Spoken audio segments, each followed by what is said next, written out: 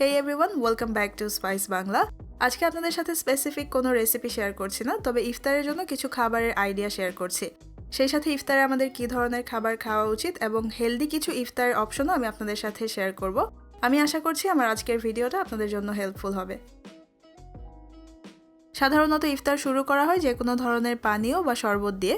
আমি এখানে লেবুর শরবত বানিয়ে নিয়েছি, তবে আপনারা আপনাদের পছন্দ মতো লেবুর শরবত অথবা যে কোনো ধরনের ফলের শরবত বানিয়ে নিতে পারবেন।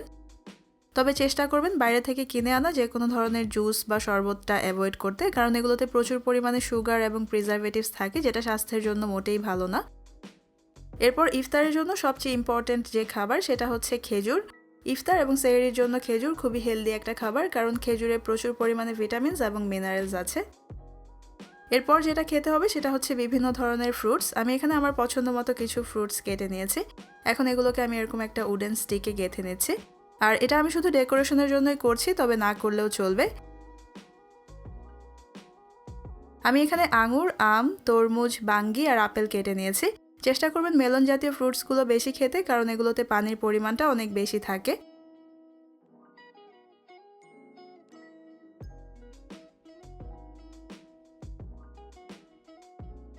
আর এখানে আমি অল্প ছোলা বুটের ডাল বা ছোলার ডাল মাখা নিয়েছি।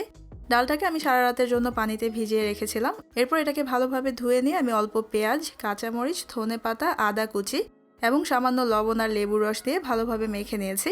এই খাবারটা অত্যন্ত স্বাস্থ্যকর এবং এনার্জেটিক একটা খাবার, আর সেই সাথে এটাকে এভাবে একটু মেখে নিলে এটা খেতেও বেশ মজার লাগে।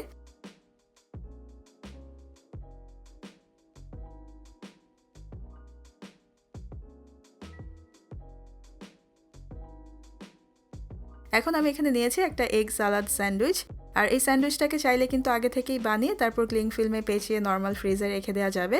আপনারা চাইলে এখানে আপনাদের পছন্দ মতো অন্য যে কোনো স্যান্ডউইচও বানিয়ে নিতে পারবেন।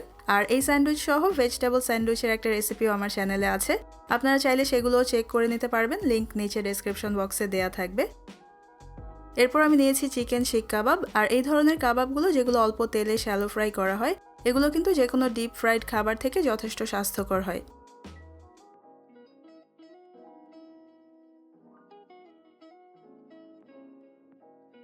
এখানে আমি চিকেন সালাদ বানিয়ে নিয়েছি। আর গ্রিল চিকেন সালাদের একটা রেসিপিও আমার চ্যানেলে আছে। ইনফ্যাক্ট এই ভিডিওতে দেখানো বেশিরভাগ খাবারগুলোর রেসিপি আমার চ্যানেলে আছে। সবগুলো ভিডিওর লিঙ্ক একসাথে আমি নিচে ডেসক্রিপশন বক্সে দিয়ে দিব। আর অবশ্যই যে কোনো ধরনের সালাদই ইফতারের জন্য খুব স্বাস্থ্যকর একটা খাবার। আপনারা যদি চিকেন সালাদ না বানাতে চান, সেক্ষেত্রে ইফতারের অন্যান্য খাবারের পাশাপাশি একটা রেগুলার সালাদ বানিয়ে নিতে পারবেন। এখানে একটা বাটিতে আমি নিয়েছি ছোলা বুট ভুনা। আর এটাকে বেশিরভাগ সময় আমি শসা, পেঁয়াজ, ধনেপাতা, কাঁচামরিচ কুচি আর অল্প লেবুর রসের সাথে খাই, আবার কখনো তেঁতুলের সসের সাথেও খাই। আর এভাবেই ছোলা ভুনাটা খেতে আমার কাছে অনেক ভালো লাগে। আর এতক্ষণ আমি যে খাবারগুলো দেখিয়েছি এগুলো হচ্ছে যারা একদমই ইফতারে ভাজাভুজি খেতে চান না তাদের জন্য। তবে অবশ্যই আপনারা আপনাদের পছন্দ মতো এখান থেকে খাবার চেঞ্জ করে নিতে পারবেন, আমি জাস্ট কিছু আইডিয়া দিয়েছি। এখন যেহেতু আমরা ইফতারে ভাজাভুজিটা খেয়ে অনেকটাই অভ্যস্ত, তাই অনেকেই ভাজাভুজিটা খেতে চান। তারা চাইলে ইফতারে এই হেলদি খাবারগুলোকে রেখে এগুলোর পাশাপাশি কিছু ভাজাভুজি খাবার যোগ করতে পারেন। এখন আমি আপনাদেরকে এরকম কিছু খাবারের অপশন দেখাচ্ছি। প্রথমে আমি নিয়ে নিলাম দুটো বেগুনি।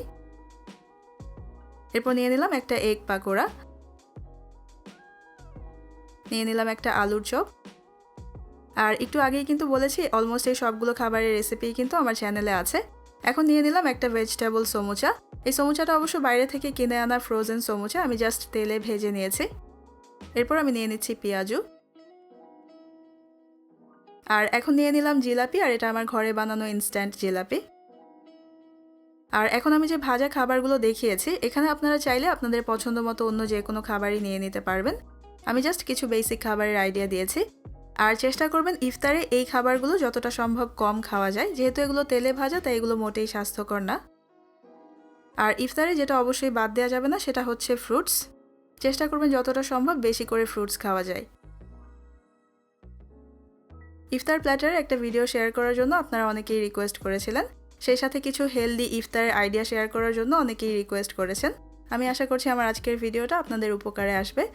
তারপর আমার আজকের একটু ভিন্ন ধরনের এই ভিডিওটা আপনাদের কাছে কেমন লেগেছে সেটা আপনারা আমাকে অবশ্যই কমেন্ট করে জানাবেন। আর আমার আজকের ভিডিও দেখার জন্য আপনাদের সবাইকে অনেক ধন্যবাদ। সবাই অনেক ভালো থাকবেন। আল্লাহ হাফেজ।